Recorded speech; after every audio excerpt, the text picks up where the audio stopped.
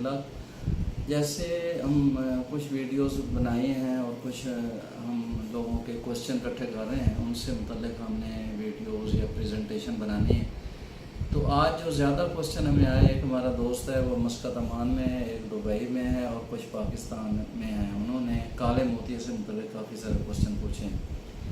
तो मैं हमेशा कहता हूँ कि कोई भी आँख की जो बीमारी है वो जिस्म से रिलेटेड हो सकती है, और मैं हमेशा कहता हूँ कि अच्छे हेल्दी जिस्म के साथ हेल्दी आँखें लगी होती हैं।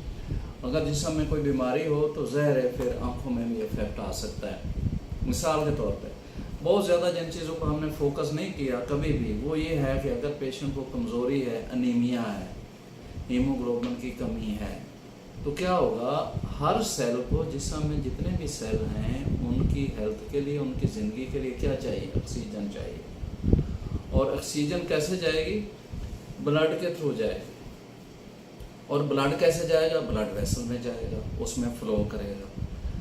और ब्लड के कॉन्स्टिट्यूएंट्स कैसे हैं? ब्लड में हीमोग्लोबिन कितनी है, उसकी ब्लड की हीमोग्लोबिन कैरिंग कैपेसिटी कैसी है। बाज़ का ये होता है कि पेशेंट को हाइपोवोलीमिया मीन्स कि उसमें HB की कमी है और खून पतला है, तो वो भी सेल की नरिशमेंट के लिए अच्छा नहीं है। और ग्लाकोमा में क्या होता है, सेल की डेथ होती है, जो आँख के सेल हैं पर्दे के, जिनको हम गैंग्लियन। तो मैं ये कह रहा था कि जो सेल है उसकी ज़िंदगी के लिए क्या चाहिए? उसके लिए ऑक्सीजन चाहिए। ऑक्सीजन होगी तो वो ज़िंदा रह सकेगा। और ऑक्सीजन कैसे जाएगी? ब्लड वेसल में जाएगी। और ब्लड वेसल में क्या होगा? ब्लड होगा। ब्लड में हीमोग्लोबिन होगा जो ऑक्सीजन को ले जाएगा, तब वो सेल ज़िंदा रह सकता है। तो पर्दे के जो सेल हैं जो काले मोतिये के लिए सपोज किए जाते हैं, जो उनकी डेथ हो गई है, तो वो क्यों होती है कि वो सेल कम हो जाते हैं। 1.2 मिलियन सेल होते हैं एक आँख में, गैंग्लियन सेल, और नर्व फाइबर लेयर का भी रोल होता है। अब जब उसको डिफेक्टिव ब्लड वेसल जाएगी और ऑकुलर फ्लो उसका कम होगा, तो वो उसकी नरिशमेंट में प्रॉब्लम आ जाएगा। जब नरिशमेंट में प्रॉब्लम आएगा तो फिर वो सेल डेड हो सकता है, और डेड सेल जो है वो ग्लाकोमा है।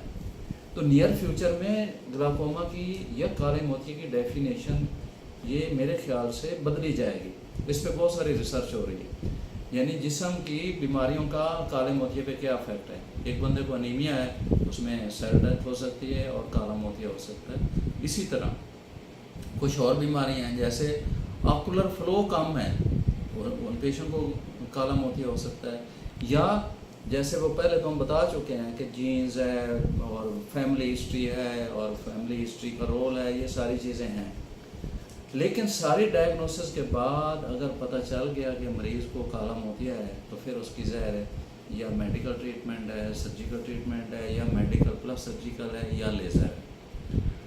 अच्छा, अब दवाई के बारे में पूछा गया है कि दवाई बिल्कुल नहीं छोड़ सकते, सारी ज़िंदगी दवाई इस्तेमाल करनी है, और उससे हमने देखते रहना है कि वो गैंग्लियन सेल की डेथ तो नहीं हुई, और वो प्रेशर से या काले मोतिये के इफेक्ट से नज़र ड्रॉप तो नहीं हो रही। मुख्तलिफ हम टेस्ट करेंगे। अगर नज़र ड्रॉप हो रही है तो हमें मेडिसिन बदलनी पड़ेगी, या हमें डिसीजन बदलना पड़ेगा कि हम सर्जरी की तरफ जाएँ मेडिसिन के अलावा। दूसरा अहम फैक्टर जिसको आज मैं डिस्कस करने वाला था वो ये है कि नाइट्रस ऑक्साइड ग्लाइकोसाइलेटेड पाथवे जो है, जो आँख के पर्दे में हो रहा होता है, तो वो डिपेंड कर रहा होता है कंसंट्रेशन ऑफ नाइट्रस ऑक्साइड पे।